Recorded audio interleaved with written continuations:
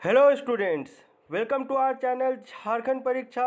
Students, आज आपका 8 जून है और आज से झारखंड से रिलेटेड जितने भी इम्पोर्टेंट करंट अफेयर्स बन सकते हैं एग्ज़ाम पॉइंट ऑफ व्यू से, उन सभी को मैंने आज की इस वीडियो लेक्चर में सम अप करने की कोशिश की है।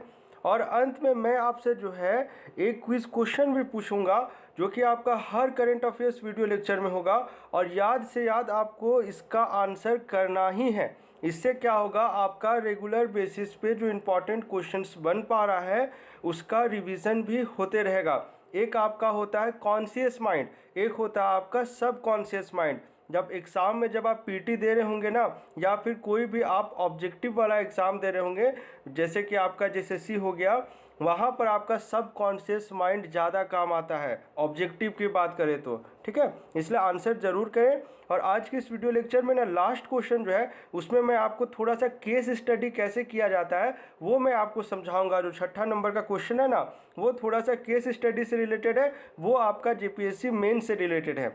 वो जब क्वेश्चन आएगा ना तब मैं आपको करा दूंगा। चलिए, पहला क्वेश्चन है आज के लिए आपका, गरुड़ा एरोस्पेस का ब्रांड एम्बेसडर किन्हें नियुक्त किया गया है। सबसे पहले तो समझिए, ये जो है गरुड़ा एरोस्पेस जो है ये किससे रिलेटेड है। तो अभी हाल ही में आपने पढ़ा होगा न्यूज़पेपर में कि ड्रोन की इम्पोर्टेंस को लोगों तक पहुंचाने के लिए, ड्रोन की महत्वता के बारे में लोगों को अवगत कराने के लिए जो है अब प्रधानमंत्री नरेंद्र मोदी जी के द्वारा भी जो है एक ईयर सेट किया गया है, जहां पर जो है लगभग सारे काम जो भी ड्रोन से पॉसिबली बाकी देशों में होते हैं वो इंडिया में क्यों नहीं होते, इंडिया में भी उसे एप्लीकेबल की जाए। तो एक ईयर सेट किया गया है। तो ड्रोन को लेकर काफ़ी रिसर्च वर्क भी अभी किए जा रहे हैं। तो स्विगी ने अभी हाल ही में जो है आपका 4 जो है मार्केटिंग पार्टनर्स कह लीजिए, जो आपका एरोस्पेस बनाते हैं, ड्रोन्स बनाते हैं, तो उनके साथ जो एक टाइप किया था। तो उसी में से एक कंपनी है आपका गरुड़ा एरोस्पेस, और ये रिलेटेड है आपका स्विगी से रिलेटेड। स्विगी से रिलेटेड होगा तो आपको एक इंसाइट तो आ रहा होगा ना, स्विगी क्या काम करता है, फूड डिलीवरी का काम करता है ना, तो उसी से रिलेटेड कुछ ये रिसर्च करेगा। तो इसमें जो है झारखंड के महेंद्र सिंह धोनी के द्वारा जो है अनडिस्क्लोज्ड अमाउंट जो है इन्वेस्ट किया गया है। यानी कि कितना अमाउंट इन्होंने इन्वेस्ट किया इस कंपनी में ये अभी तक एज सच क्लियर नहीं है, लेकिन कुछ अमाउंट इन्वेस्ट किया गया है, ये कंपनी के द्वारा बताया गया है। और जो है गरुड़ा एरोस्पेस का जो है ब्रांड एम्बेसडर जो है महेंद्र सिंह धोनी को ही चुना गया है। अब देखिए, फोटो डालने की ऐसा तो कुछ ज़रूरत है नहीं, महेंद्र सिंह धोनी से तो हम और आप एकदम फैमिलियर टाइप से हैं, लेकिन जो इंपॉर्टेंट बात है ना वो मैंने यहाँ पर लिख दिया है। देखिए, Mahendra Singh Dhoni has invested an undisclosed amount in Garuda Aerospace which is an Indian drone startup. ठीक है, ब्रांड एम्बेसडर भी नियुक्त किया गया, ये भी समझा दिया। ये थोड़ा सा जो मैं आपको समझाया ना स्विगी के बारे में वो यहाँ पर लिखा गया। इंस्टा मार्ट का कॉन्सेप्ट भी समझ रहे होंगे। मार्ट मतलब क्या हो, जैसे आप अगर चलिए लेमन लैंग्वेज में समझते हैं, जैसे अगर हम लोग कहीं शॉपिंग करने जा रहे हैं, ठीक है, रिलायंस मार्ट हो गया, ठीक है ना, उस प्रकार से इंस्टा मतलब हो रहा है यहाँ इंस्टेंटेनियस वाला, इंस्टेंट वाला, ठीक है ना, ये इंस्टाग्राम वाला इंस्टा नहीं है। ये इंस्टा मतलब तुरंत में जो अगर आपको डिलीवरी करने का सुविधा दे रहा हो उस तरह से ग्रोसरी सर्विस, ठीक है ना। चलिए, समझ गए होंगे। अब इसकी शुरुआत कब की गई है, 2015 में। फाउंडर एंड सीईओ कौन है आपका, अग्निश्वर जयप्रकाश। अब इसमें जो धोनी के बारे में आपको 3-4 चीज़ जो है पता होना चाहिए। हाँ, हेडक्वार्टर भी समझ लीजिए आप गरुड़ा एरोस्पेस का, वो है आपका चेन्नई में। और धोनी के बारे में ये 3 चीज़ आपको एकदम बाय हार्ट याद रहना चाहिए। चलिए ट्रिक बता देता हूँ, कभी नहीं भूलिएगा। सब देखिए, खेल जो आपका मेजर ध्यानचंद खेल रत्न अवार्ड है ये कब मिला था, 2007-8 में। अब T20 वर्ल्ड कप इंडिया ने कब जीता था धोनी की अगुवाई में, पहला T20 वर्ल्ड कप, वो भी आपका 2007 में। तो आप ऐसे रिलेट कर लीजिए, जब धोनी ने पहला T20 वर्ल्ड कप जिताया तब धोनी को उस अचीवमेंट के लिए मेजर ध्यानचंद खेल रत्न अवार्ड से सम्मानित किया गया। अब जस्ट इसके 1 साल बाद आपका यानी 2007-8 का एक आपका जो ईयर ख़त्म हो गया FY, उसके बाद आया आपका 2009 में क्या मिला, पद्मश्री। अब इसी का दुगुना कर दीजिए, 9 दूनी कितना होता है आपका 18 होता है। 18 में क्या मिला आपका, पद्म भूषण। तो याद हो गया ना तीनों। इसी प्रकार से ट्रिक बना लीजिए, धोनी से क्वेश्चन आप एक्सपेक्ट कर सकते हैं, धोनी से भी और दीपिका कुमारी से भी। चलिए सेकंड क्वेश्चन में आइए, ये थोड़ा सा टेक्निकल वाला है, लेकिन आपको साइंस एंड टेक पढ़ना है मेंस में, इसलिए मैं इस क्वेश्चन को इंक्लूड किया हूँ। क्वेश्चन है आपका, झारखंड में किस रेल खंड के बीच पहली बार हॉट एक्सेल बॉक्स डिटेक्टर लगाए गए हैं। चूँकि मेरा इंजीनियरिंग बैकग्राउंड है तो ट्रैक्शन इंजीनियरिंग मैंने अच्छे से पढ़ा हुआ है। जो भी इंजीनियरिंग से रिलेटेड जो पढ़ाई होता है ना, उससे आपको ट्रैक्शन इंजीनियरिंग कहा जाता है। याद कर लीजिए, आपको जो है ना वन वर्ड सब्स्टिट्यूशन जो पूछता है ना सीजीएल में, उसमें ये चीज़ पूछा जा सकता है कि इस फील्ड की पढ़ाई को क्या कहते हैं। अब इसमें समझिए कि ये क्वेश्चन क्या बोलना चाह रहा है। एकदम सिंपल लैंग्वेज में समझाऊंगा, तुरंत समझ आ जाएगा आपको। देखिए क्या होता है, सपोज करिए ये आपका रेल का पटरी हुआ, ठीक है। अब यहाँ पर क्या है ना, रेल का एक पहिया होगा, पहिया यहाँ पर ये रेल अपना चल रहा है स्पीड से, ठीक है। अब कभी कभी क्या होता है, ये तो आपका जो है आपको पता ही होगा, यहाँ पर ये जो बना रहता है आपका पटरी, वो किससे बना रहता है, स्टील रहता है। स्टील में सबसे ज़्यादा कार्बन कंटेंट रहता है, ठीक है, तभी तो वहाँ पर रस्टिंग ज़्यादा नहीं हो पाती है ना। अब इसको ऐसे समझिए आप, जब ये एक्सल चल रहा है यानी पहिया चल रहा है, तो हो सकता है कभी कभी फ्रिक्शन यानी कि घर्षण की वजह से पहिया आपका जो है अत्यधिक गर्म हो जाए। सबका तो एक लिमिट होता है ना, थर्मल कैपेसिटी रहता है। इससे ज़्यादा अगर कोई चीज़ गर्म हो जाए तो क्या होगा, उसमें आग लग जाएगा। अगर पहिए में आग लगा तो समझिए पूरा का पूरा कोच में आग लग जाएगा। तो पहले क्या होता था ना, जैसे गर्मी का सीज़न है और ट्रेन चल रही है, ठीक है, ट्रेन चल रही है और कुछ दूर जाने के बाद जो है आपका पहिया गर्म हो गया, लेकिन अभी तक किसी को पता ही नहीं है कि इसका पहिया ऑलरेडी डैमेज हो चुका है और ट्रेन अपने फुल स्पीड में लगातार निरंतर चली जा रही है। अब क्या होगा, कुछ दूर चलने के बाद आपका सबसे पहले तो पहिया गर्म होगा तो आग पहिए में लगेगी, उसके बाद इसका जो करस्पॉन्डिंग गियर बॉक्स रहता है उसमें आग लगेगी, धीरे धीरे ये करस्पॉन्डिंग जो आपका कोच है उसमें पूरा आग लग जाएगा। तो अब जो है पूरा आग लग जाएगा, उसके बाद चलो इमरजेंसी सेटअप जो है सो है, लेकिन इसमें क्या होगा ना, अब इसको अगर आग लगने के बाद क्या किया जाएगा, इस ट्रेन को साइड किया जाएगा, जो भी आपका नियरेस्ट स्टेशन होगा वहाँ पर। अब क्या है, जैसे मान लीजिए एक बोगी यहाँ पर, एक बोगी यहाँ पर, एक बोगी यहाँ पर, सब कनेक्टेड है। स्लीपर बोगी में तो चलिए सभी ने चढ़ा होगा ना। तो अब इसमें क्या है ना, इस बोगी में मान लीजिए आग लगी तो एक स्टेशन पे इसे खड़ा किया जाएगा। अब इसको, इस बोगी को यहाँ से अलग किया जाएगा। तो इसमें कितना टाइम लॉस हो रहा है समझ रहे, टाइम लॉस तो है, जान का भी खतरा। इसलिए जो है आपका हॉट एक्सेल बॉक्स डिटेक्टर लगाया जाता है।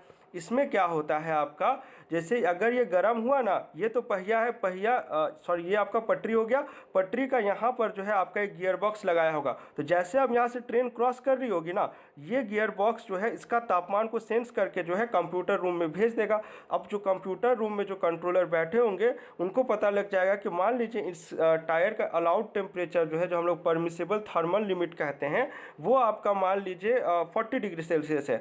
40 डिग्री सेल्सियस ज़्यादा अधिक हो रहा होगा ना, तुरंत वो इंडिकेशन कर देगा कि भाई अब ट्रेन को रोको, इसमें कुछ ना कुछ खराबी है, ठीक है। सब चीज़ अब डिजिटलाइज हो गया है। अब समझ गया ना कि इसका क्या काम है और पहले क्या डिमेरिट हो रही थी। इसी प्रकार से आंसर को फ्रेम करना रहता है, ठीक है। तो अब ये जो लगाया गया, झारखंड में पहली बार ऐसा कुछ इक्विपमेंट लग रहा है, उपकरण लग रहा है, इसलिए इस क्वेश्चन के बारे में जान लीजिए। इस क्वेश्चन का करेक्ट आंसर हो जाएगा पहला हटिया नुआगांव, उसके बाद आ गया आपका मूरी बड़काकाना। इन दो रेलखंडों के बीच में जो है आपका हॉट एक्सेल बॉक्स डिटेक्टर को लगाया गया है। नुआगांव, हटिया नुआगांव समझ रहे हैं ना, किधर, आप उड़ीसा जाने वाले रास्ते में आपको ये चीज़ मिलेगा।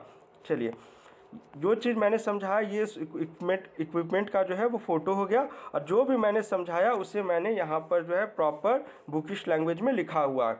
चलिए थर्ड क्वेश्चन में आइए, इसे ध्यान से सुनिएगा क्योंकि योजना से रिलेटेड कुछ भी अपडेट होता है ना, आपको एग्जाम में पूछा ही जाता है। जैसे बिरसा हरित ग्राम योजना से पूछ लिया गया था ना, कितने दिनों की ये आपका कितने दिनों की गारंटी ये काम की देता है इस बार आपका पीटी में।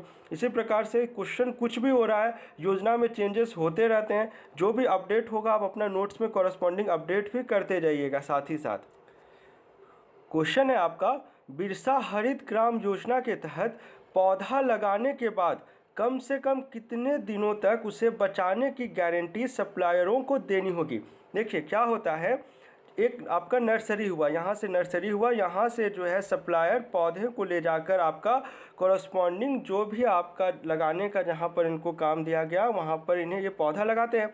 अब नर्सरी से जो है इन्हें ले, एक मान लीजिए कि आज कितना हो गया आपका 8 जून है, कोई सप्लायर गया 8 जून यानी आज के दिन जो है ये आदमी कुछ पौधे ले लिया, मान लीजिए 100 पौधे अमरूद का ये लेके गया है।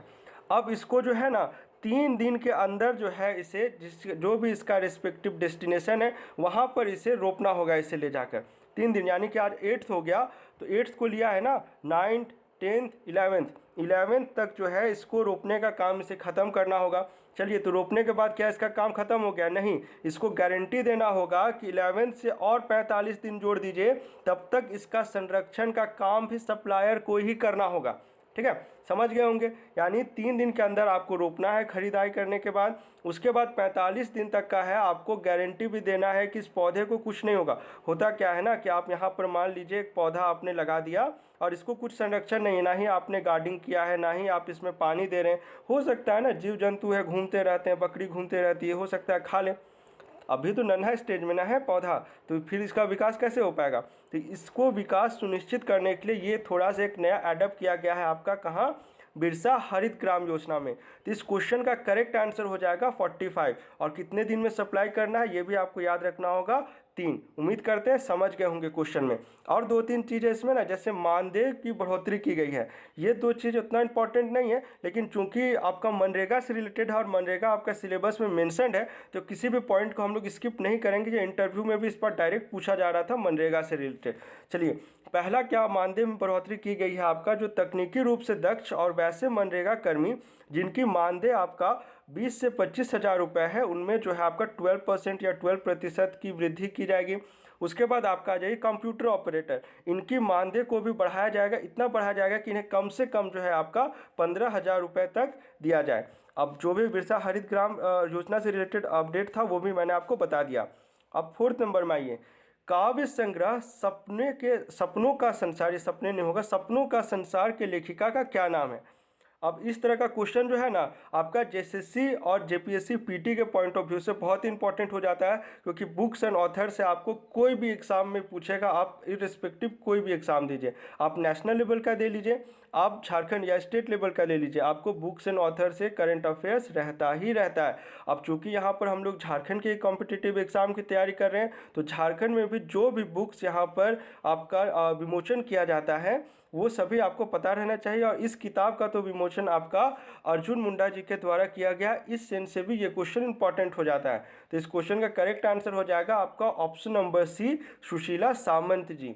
अब यहाँ पर जो है सेरेमनी की फ़ोटो हो गई, आप यहाँ पर देख सकते हैं अर्जुन मुंडा जी को। देखिए पिक्चर थोड़ा सा ब्लर्ड हो गया, क्योंकि ये आपका अखबार में ही ब्लर्ड होकर आया था, ऑलरेडी प्रीवियसली ही था, ये स्नैपिंग में दिक्कत नहीं हुई इसमें। तो अब एक एक करके 3 किताब है, तीनों किताबों के बारे में जान लीजिए। यहाँ पे पहला किताब जो है वो है आपका डॉक्टर श्यामा प्रसाद मुखर्जी के बॉटनी के सहायक प्राध्यापक डॉक्टर अशोक कुमार नाग की हिंदी कविता संग्रह आज लॉकडाउन है। दूसरा है दिवंगत कवयित्री सुशीला सामंत का काव्य संग्रह सपने का संसार। उसके बाद तीसरा है आपका फाउंडेशन लर्निंग, ये किताब का ही नाम है, ये कहाँ का है? ISDG रिसर्च फाउंडेशन की पुस्तक है आपका फाउंडेशन लर्निंग। 3 किताबें इजी है, ये तो नहीं पूछेगा जहाँ तक मुझे लगता है। ये 2 इंपॉर्टेंट है, आपको पता रहना चाहिए। ये थोड़ा सा ज़्यादा इंपॉर्टेंट है, आज लॉकडाउन है, क्योंकि इसमें जो है आपका जो है लगभग जो है ना 45 पोएम्स का ये कलेक्शन है इसमें, और इसको लेकर काफ़ी जो है अभी ये न्यूज़ में भी है। जैसे 2-3 न्यूज़पेपर में मैंने इसके बारे में पढ़ा, ये सिर्फ एक न्यूज़पेपर में पढ़ा हूँ। ठीक है, चलिए नेक्स्ट आइए, ये वेरी इंपॉर्टेंट पे आप मार्क करिएगा, एक बार पहले भी पूछा गया है और ये इसमें अपडेशन है। क्वेश्चन है आपका सेमनिंग मरण गोम के जयपाल सिंह मुंडा स्कॉलरशिप योजना के तहत कितने विद्यार्थी का चयन किया जाएगा? देखिए, जो अभी तक जो हम लोग मरांग गोम के जयपाल सिंह मुंडा स्कॉलरशिप छात्रवृत्ति योजना जो पढ़ते आ रहे हैं, उसके तहत कितने स्टूडेंट का चयन किया जाना था? 10 स्टूडेंट, और सभी के सभी कहाँ किस वर्ग से होने चाहिए? अनुसूचित जनजाति, यानी कि ST कैटेगरी को बिलोंग करने चाहिए।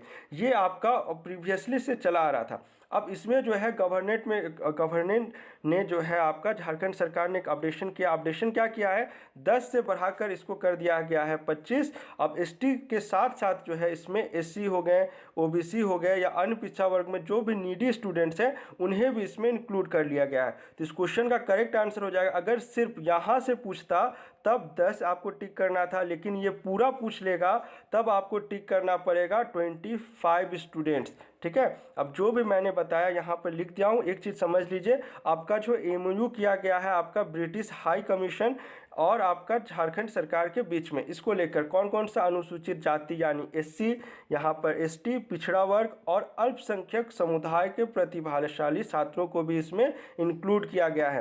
अब जो भी समझाया ये, हाँ ये थोड़ा सा इंपॉर्टेंट है, 3 ईयर्स के लिए पहला ये फर्स्ट स्टेज में हो रहा है ना, तो 3 ईयर्स के लिए इस एमओयू का टाइप को रखा गया है। ठीक है, अब कहाँ कहाँ पढ़ना ये सब तो जो प्रीवियसली आपने मरानगोम के छात्र पारदर्शी छात्रवृत्ति योजना में पढ़ा होगा ना, सेम चीज़ है, इसमें कोई अपडेशन नहीं किया गया। लेकिन हाँ, यहाँ तो आपको एग्जाम में जो है ना कौन कौन सा कॉलेज है वो भी पूछ लिया गया था ना, आपको याद ही होगा। तो एकदम थोड़ा स्टडी करिए योजना, मतलब ऐसा एकदम घोट के पी जाइए ना योजना को कि कोई भी क्वेश्चन आए तो छूटे ही नहीं योजना से रिलेटेड, और योजना से तो क्वेश्चन आएगा ही, ये तो ऑब्वियस सी बात है। ठीक है, चलिए नेक्स्ट क्वेश्चन में आइए। ये केस स्टडी वाला क्वेश्चन है थोड़ा थोड़ा। ठीक है, ये क्वेश्चन आपको पीटी में या ऑब्जेक्टिव में कभी ना पूछेगा, सब्जेक्टिव में आप इसे कोट कर सकते हैं। झारखंड के कितने सरकारी स्कूलों में शिक्षकों की संख्या 1 है? तो इस क्वेश्चन का करेक्ट आंसर हो जाएगा टोटल 6386। अब टोटल सरकारी स्कूल कितने हैं? 34,465। 704 है सबसे ज़्यादा आपका दुमका में जहाँ 1 शिक्षक है, सबसे कम है आपका जामताड़ा 58।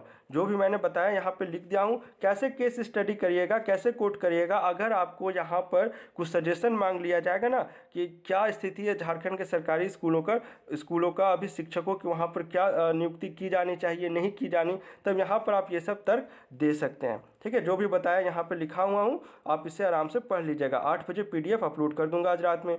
चलिए, क्वेश्चन पूछा था पहले प्रीवियस वीडियो लेक्चर में, रांची के बड़ा तालाब स्थित स्वामी विवेकानंद जी की प्रतिमा की ऊंचाई कितनी है? 33 फीट आंसर हो जाएगा। और अगर पूछ लेता आपका बिरसा मुंडा जेल में स्थित आपका भगवान बिरसा मुंडा जी की मूर्ति की ऊंचाई कितनी है, तब 20 फीट जाना था। इस क्वेश्चन के लिए 33 फीट। अब बहुत लोग ना 143 जा रहे थे, 143 फीट तो है ही नहीं, आपको एक पढ़ना है 143 मीटर। ट्रिक भी बताया था ना, आई लव यू वाला ट्रिक बताया था ना। 143 मीटर किसका? लोध जलप्रपात का है ना। मीटर और फीट में ना एक यूनिट आप याद रखिए, 1 मीटर बराबर कितना होता है आपका? 3.28 फीट होता है ना। तो एक याद रखिए और वाइस वर्सा वहाँ पे कन्वर्ट कर लीजिएगा, दोनों में याद रखिएगा ना, देखिए इसी प्रकार से कन्फ्यूजन हो जाएगा। ठीक है, चलिए आज के लिए आपका क्विज क्वेश्चन है, झारखंड आंदोलन में योगदान देने वाले आंदोलनकारियों के परिजनों को अधिकतम कितने रुपए का पेंशन दिया जाएगा? 3500, 5000, 7000 या ऑप्शन नंबर डी 10,000? डिटेल में लिखिएगा क्योंकि मैंने इस क्वेश्चन को डिटेल में पढ़ाया है। चलिए मिलते हैं झारखंड अगले वीडियो लेक्चर में। Thanks for watching this video.